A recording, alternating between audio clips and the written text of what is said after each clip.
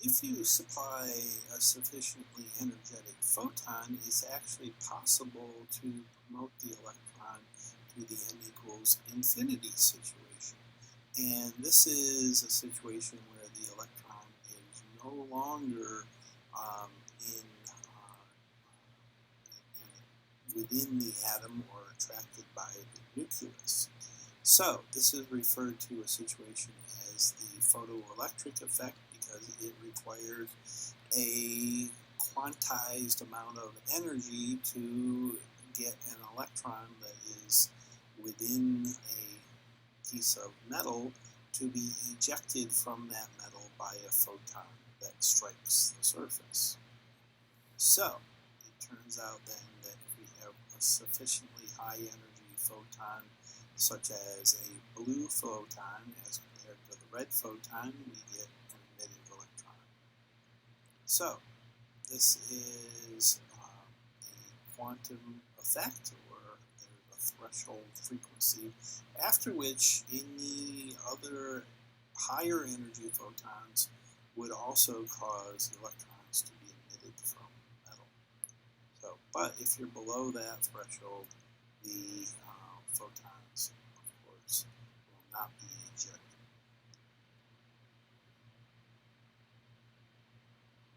Shown on this slide is the energy diagram that would be associated with the photoelectric effect.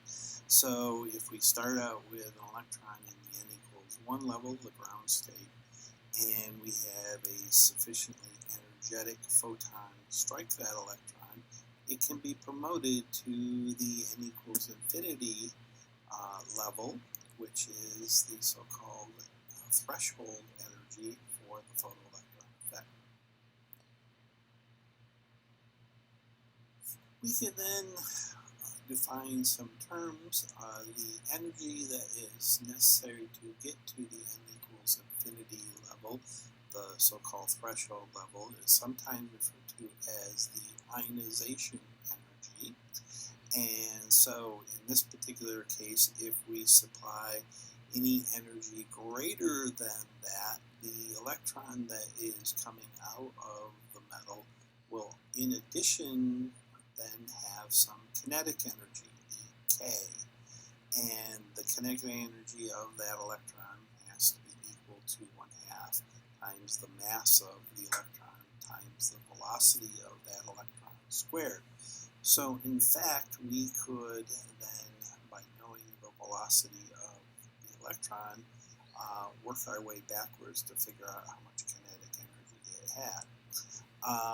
If the energy of the photon that was put in is subtract from that the so-called threshold energy, that has to then equal the kinetic energy of the electron. So we can come up with some general relationship between the ionization energy and the energy of the photon and the kinetic energy of the electron that is being emitted. And this is sometimes useful. The ionization energy has to be the energy of the photon minus the kinetic energy of the electron.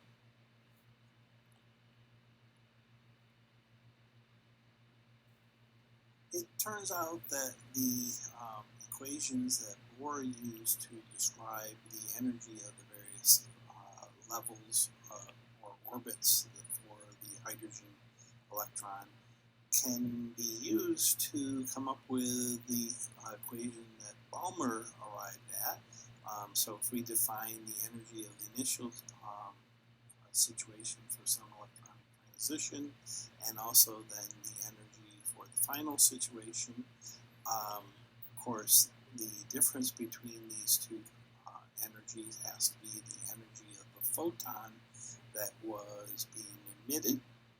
And if we substitute the first two equations into the third equation, we can come up with this energy of the photon, which has to be equal to Planck's constant times the frequency, by definition, for a particle of light. And so it turns out that if we remove or factor out the constants associated with that equation, we come up with an equation that looks very similar Bohr's equation, where the Rydberg constant is combined with the z squared and the speed of light. It turns out that these equations can be used to not only predict the colors that should be observed for the so-called Balmer series, the emission lines for hydrogen in the visible portion of the spectrum, the so-called red, green, blue, and violet lines, which are corresponding to n equals 3 to 2, 4 to 2, 5 to 2, and 6 to 2 respectively, but we can also use this equation to predict the emission lines in other portions of the electromagnetic spectrum that we can't observe by way of our eye. So here's the original Balmer equation, and so it turns out there's a series of lines that are observed in the ultraviolet portion of the spectrum. The length of these arrows are proportional to the amount of energy difference between the two states, and so you notice that these lines are much longer than the lines in the Balmer series, and so hence they are much higher energy, and in this case then the higher energy photons are at a shorter wavelength, which is the ultraviolet region, and possibly the X-rays. It turns out then there's also a series of lines that can be observed for the infrared region, which is relatively low energy. These are the so-called Paschen series lines. And of course these electronic transitions, as shown here, have shorter arrows than the Balmer series, and hence have lower energies, therefore having longer wavelengths, which is what corresponds to infrared radiation.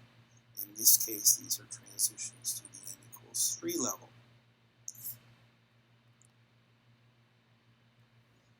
Of course, the Bohr model of the atom only works for hydrogen or hydrogen-like atoms, in other words, only one electron. Other atoms, of course, which have more than one electron, produce much more complicated emission spectra and require a much more rigorous mathematical model. And of course, this is ultimately the goal of the next portion of our discussion. So in summary, the Bohr model of the atom is very similar to the model that we understand for the solar system, in that there is a positively charged nucleus, has most of the mass. Electrons can orbit the nucleus at certain fixed distances, but nowhere in between. The orbit which is closest to the nucleus is given the n equals 1 principal quantum number, and it turns out then this is the lowest energy situation for the hydrogen atom. If you talk about the various states, the n equals 1 level is the so-called ground state.